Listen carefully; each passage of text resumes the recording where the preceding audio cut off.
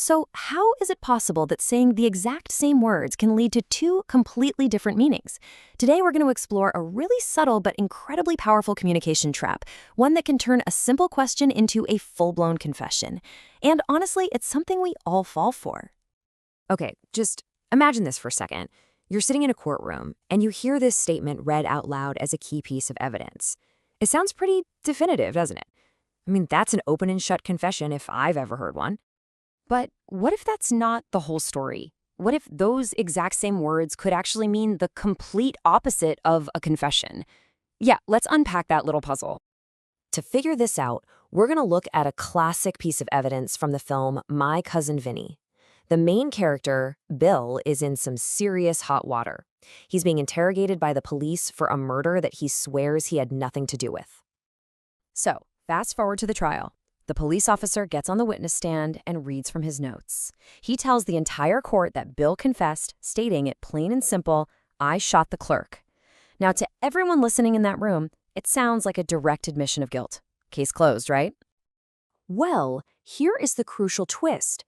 What Bill actually said during that interrogation wasn't a statement at all. It was a shocked, disbelieving question. He wasn't confessing. He was completely stunned by the accusation.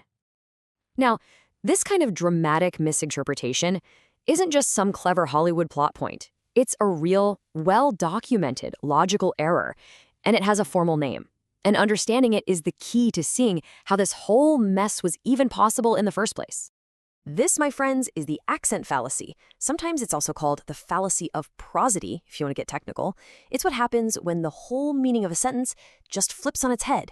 Not because the words changed, but simply because the vocal stress, the accent, is put on a different word. So, how can one tiny shift in tone create such a massive difference in meaning? Let's actually break down the mechanics of this using our example. It's pretty fascinating. Okay, I want you to listen closely to the two versions. What Bill actually said was this: "I shot the clerk." See that? It's a question of total disbelief. It means, you seriously think I'm the one who did that? Now listen to how the officer presented it in court. "I shot the clerk." That's a flat, declarative confession. Same words, but two completely different realities. This really illustrates the simple but powerful logic behind the fallacy. It's a two-step process. Step 1, a claim is made with the emphasis on one word, which gives it a specific meaning. In this case, a question.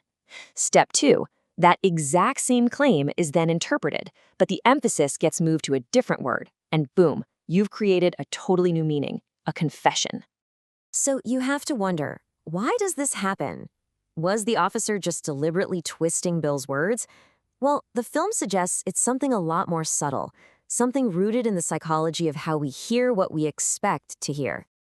Why did his brain just automatically filter out that questioning tone and only register the words as a flat-out confession? The answer reveals this powerful cognitive blind spot that, affects every single one of us. It's called confirmation bias. You see, the police officer was already 100% convinced that Bill was guilty. So when Bill spoke, the officer's brain didn't really process the nuance of his tone. It just snatched the words that confirmed what he already believed to be true. His bias literally made him deaf to the real meaning. And look, this isn't just about a scene in a movie. This whole dynamic, the accent fallacy being powered by confirmation bias, this happens all the time. It happens in our work meetings, in arguments with friends, in our daily conversations. So the real question is, how can we guard against it? All right, here are the 3 big takeaways. First, just recognize that your own preconceived ideas can literally miss you important vocal nuances. Second, you have to practice active and critical listening. Don't just hear the words, listen for the emphasis. And finally, just try to resist that powerful urge to jump to conclusions that neatly fit what you already think. It's a really powerful lesson, right? It shows just how much meaning is conveyed not just in what we say, but in how we say it. So I'll leave you with this to think about.